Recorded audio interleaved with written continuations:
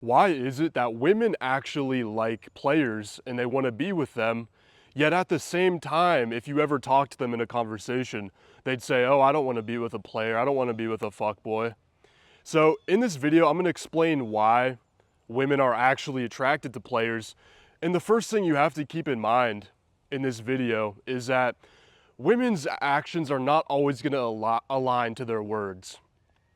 Because what they say, it has to fit in with society's expectations. They can't step out of line too much with their friend group, with their family, with whatever they're being, peddled on TikTok lately, essentially. So they're not going to come out and say, oh, I want to be with a player. I want to be with a guy who gets a lot of girls and is good with women. But that same attraction triggers that a player has and the player embodies when he's interacting with women is gonna work on that same girl. So you have to really take the things that girls say with a grain of salt, and that's just like the preface to this video. And so also at the end of this video, I'm gonna explain why I think even if you're a Christian guy, you should especially become a player. And not even if you're a Christian, basically if you're a guy who wants to settle down one day, like you want to find that high caliber partner who you're proud of being with, proud of going into public with, I'm going to explain why if you are that dude, you should definitely become a player. First thing I have to do is I have to define what a player is. So what society defines as a player, it's usually like this negative connotation, right? Like that dude's just a player. He's just basically manipulating women.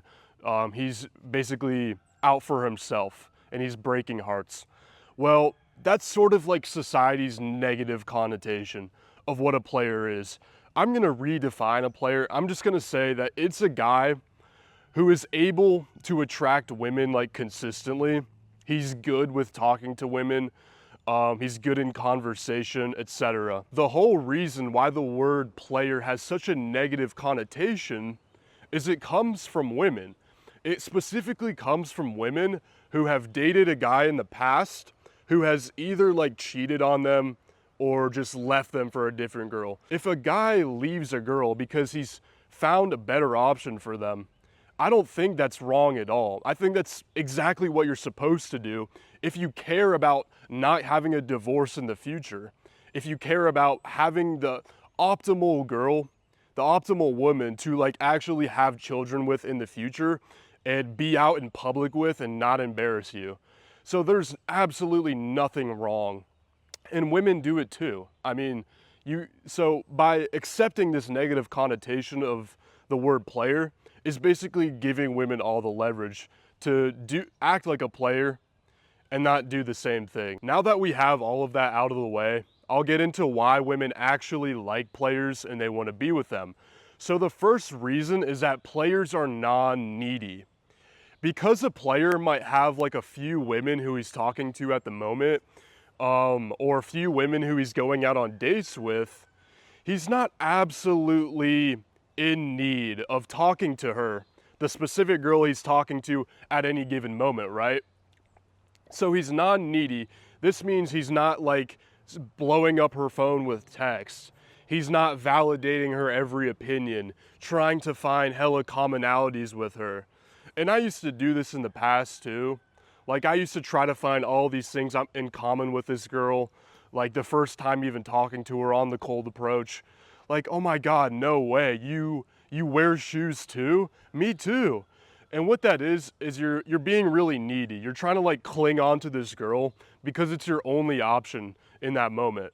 When a guy who's a player, like I said, he's talking to a bunch of girls, or maybe at the moment he doesn't have any girls, but he has the ability to. He knows that in the past he has had like high quality girlfriends. So he knows he doesn't really have to bend over backwards for this one opportunity. And that's very attractive to women because it sets you apart, like once again, from the guy who's gonna go up. He's gonna smooth every little possible error, any little thing that's not in common, any disagreement. He's just gonna smooth it over and give her the path of least resistance.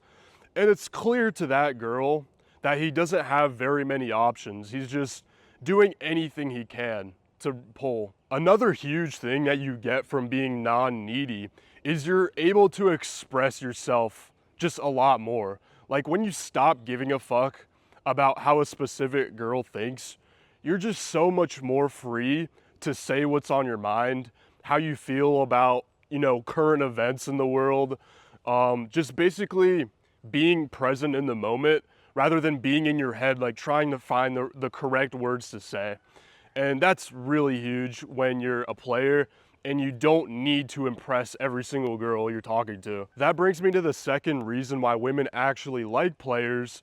It's because they're confident and they're a lot more socially calibrated. They're just a lot better at talking to women. So it's a much more enjoyable experience for the women.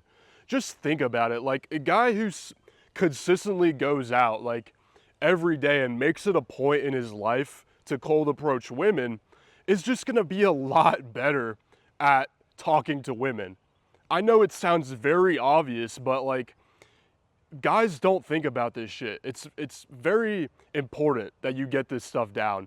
It's like if I go out every single day and I talk to at least one girl per day, that's 365 strangers that I've talked to in a year.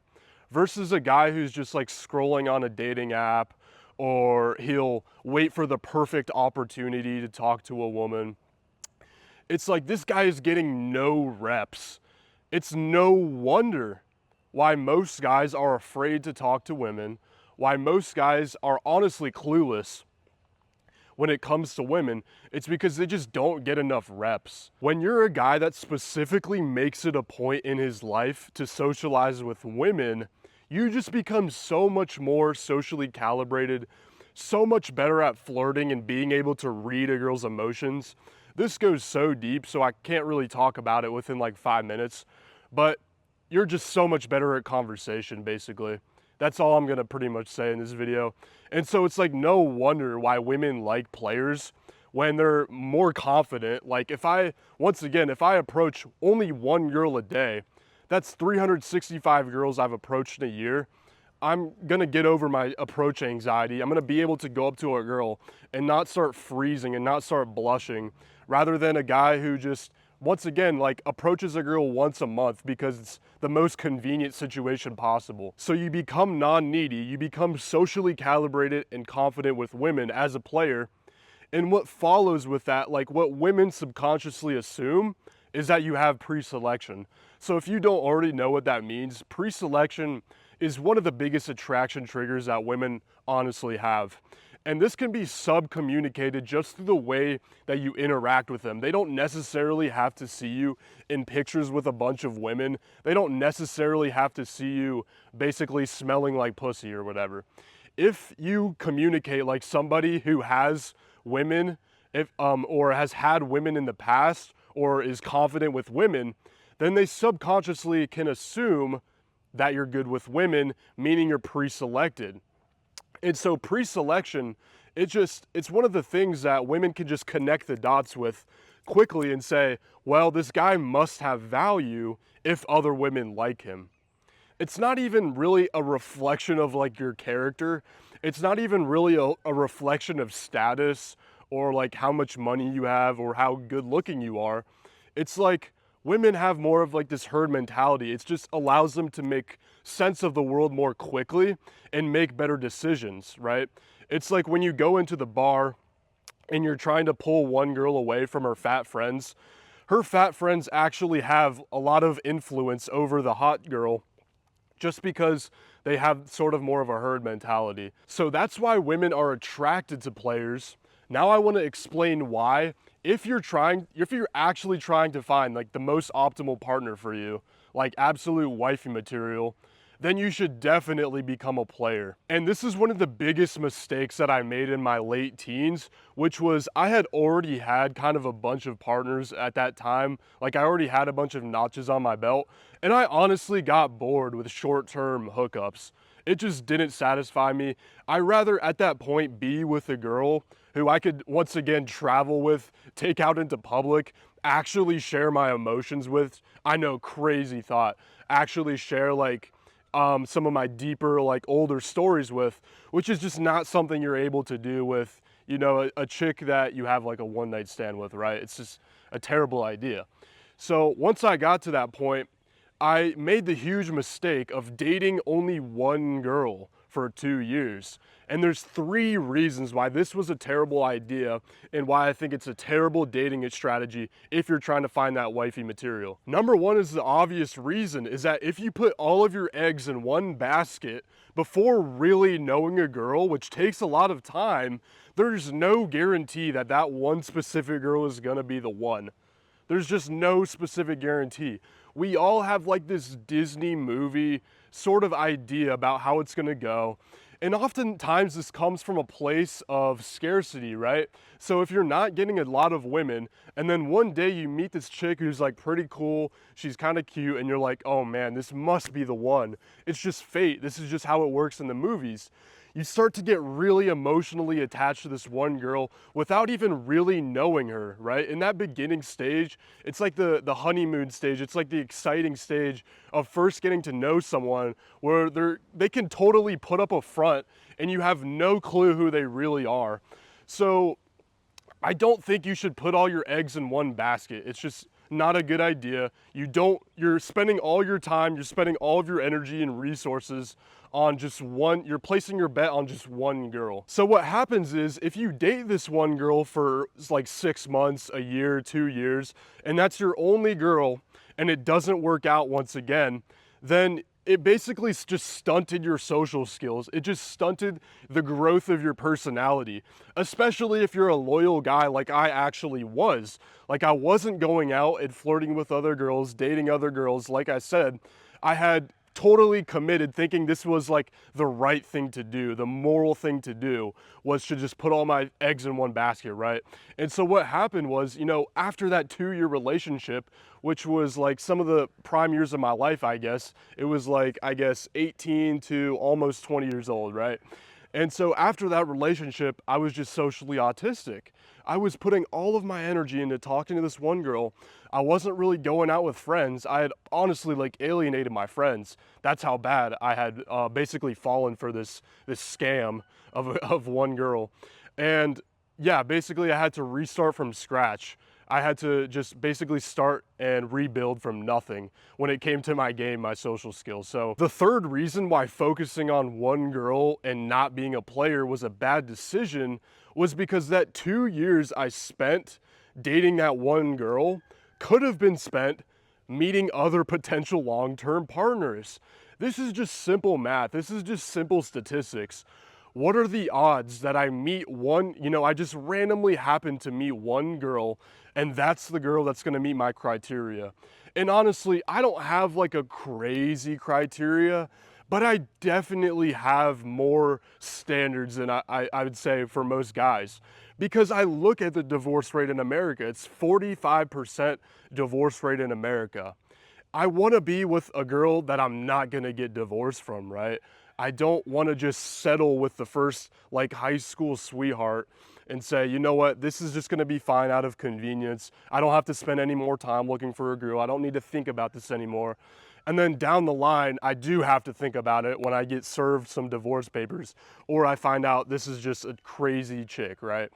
So it's just simple statistics that if you date more women, you're probably gonna meet women who are, you know, more congruent with you, actually do hobbies that you like, actually have passions in the world, you know, other than just scrolling on TikTok.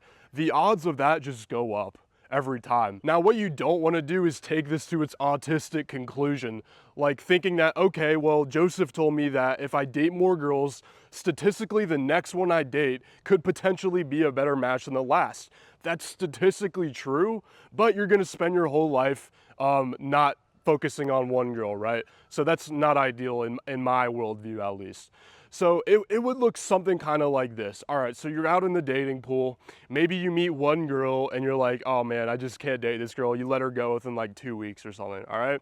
Then you meet another girl and you're like, oh wow, this one's actually kind of cool. I'm gonna keep this one around. She's gonna be in my potential second round list. So you keep her around. Now you don't stop dating there. No, I mean, you found one potential, but you only met her a couple weeks ago once again, so you want to keep going, right? You just want to keep going. All right, boom. Now we find another girlfriend. Now we put her in the second round list. Now we meet another girl. Oh, she doesn't make it. And then so on. So you're kind of like filtering through. Maybe you filter until you have like 3 potential ones, and then you date them for a while, and then you pick one. That's kind of what I'm saying with this, is you have to have sort of a funnel where you can let the low quality ones go, but you keep going to a certain point that makes sense in your life, and then you finally find the most optimal one. If you want to create a dating life with options, I'm accepting a few new clients right now who I worked with directly. So click the link in the description, book a call with me so you can apply to be in my personal coaching program. That's all for the video, guys. I hope you enjoyed. Hope you got something out of it. I'll see y'all soon.